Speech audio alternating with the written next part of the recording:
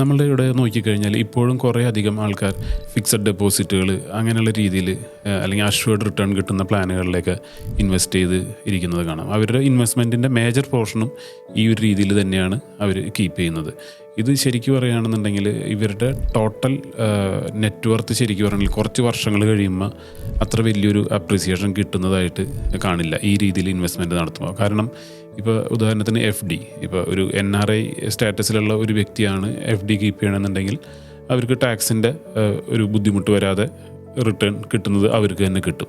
പക്ഷേ നിങ്ങളൊരു NRI സ്റ്റാറ്റസിലല്ല എന്നുണ്ടെങ്കിൽ, അല്ലെങ്കിൽ NRI സ്റ്റാറ്റസിലുള്ള വ്യക്തി തിരിച്ച് നാട്ടിലേക്ക് വന്നു, NRI സ്റ്റാറ്റസ് കട്ടായി, അങ്ങനെയാണെന്നുണ്ടെങ്കിൽ ഈ FDയിൽ നിന്ന് വരുന്ന ഇൻട്രസ്റ്റ് ഇൻകം നിങ്ങൾക്ക് കിട്ടുന്നത് അതിൻ്റെ ഒരു പോർഷൻ ടാക്സ് അടയ്ക്കാൻ നിങ്ങൾ ബാധ്യസ്ഥരാണ്, അല്ലെങ്കിൽ TDS ആയിട്ട് കട്ടാവും. അപ്പോൾ ഈ എമൗണ്ട് ഡിഡക്ഷൻ കഴിഞ്ഞ് കഴിഞ്ഞാൽ നിങ്ങൾക്ക് കാര്യമായിട്ടുള്ളൊരു റിട്ടേൺ ജനറേറ്റ് ആവുന്നില്ല. എസ്പെഷ്യലി ഇപ്പോൾ റീസെൻറ്റ് റെപ്പോ റേറ്റ്സ് റിവൈസിലൊക്കെ വന്നതിന് ശേഷം FD റേറ്റ്സ് എല്ലാം കുറഞ്ഞിട്ടുണ്ട്.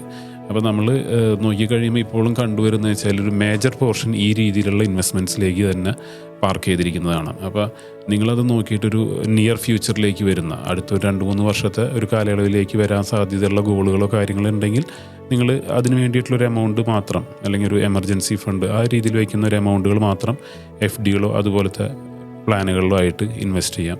ബാക്കി കുറച്ചുകൂടി റിട്ടേൺ കിട്ടുന്ന രീതിയിലുള്ള എമൗണ്ടുകൾ ആയിട്ട് സ്പ്ലിറ്റായിട്ട് ഇൻവെസ്റ്റ്മെൻറ്റിലേക്ക് മാറ്റുകയാണെന്നുണ്ടെങ്കിൽ ഒരു ലോങ് ടൈമിലേക്ക് ഇപ്പോൾ ഉള്ള നിങ്ങളുടെ അസറ്റ് ഒരു ഗ്രോത്ത് നമുക്കതിൽ നിന്ന് നേടിയെടുക്കാൻ സാധിക്കും. അല്ലെങ്കിൽ സംഭവിക്കുന്നതെന്ന് വെച്ച് കഴിഞ്ഞാൽ കാര്യമായിട്ടുള്ള ഗ്രോത്ത് കിട്ടില്ല, കുറേ വർഷങ്ങൾ കഴിയുമ്പോൾ നമ്മളുടെ വാല്യൂ ശരിക്കും കുറഞ്ഞു വരുന്നതായിട്ട് കാണാം. അപ്പോൾ കുറച്ചുകൂടി ഇങ്ങനെയുള്ള കാര്യങ്ങൾ മനസ്സിലാക്കിയിട്ട് ഒരു കൺസൾട്ടൻറ്റിൻ്റെയോ ഒരു പ്ലാനറുടെ ഒരു സഹായത്തോടു കൂടി കുറച്ചുകൂടി ഒരു നല്ല ഡൈവേഴ്സിഫിക്കേഷൻ കൊണ്ടുവന്നിട്ടുള്ളൊരു ഇൻവെസ്റ്റ്മെൻറ്റ്സ് നടത്തുകയാണെങ്കിൽ ഫ്യൂച്ചറിൽ നിങ്ങൾക്ക് നിങ്ങളുടെ ഇൻവെസ്റ്റ്മെൻറ്റ് നടത്തിയിട്ട് ഒരു വെൽത്ത് ക്രിയേഷൻ, അല്ലെങ്കിൽ നിങ്ങൾക്ക് അടുത്ത ജനറേഷന് ഒരു നല്ലൊരു വെൽത്ത് ഹാൻഡ് ഓവർ ചെയ്യാനും സാധിക്കും.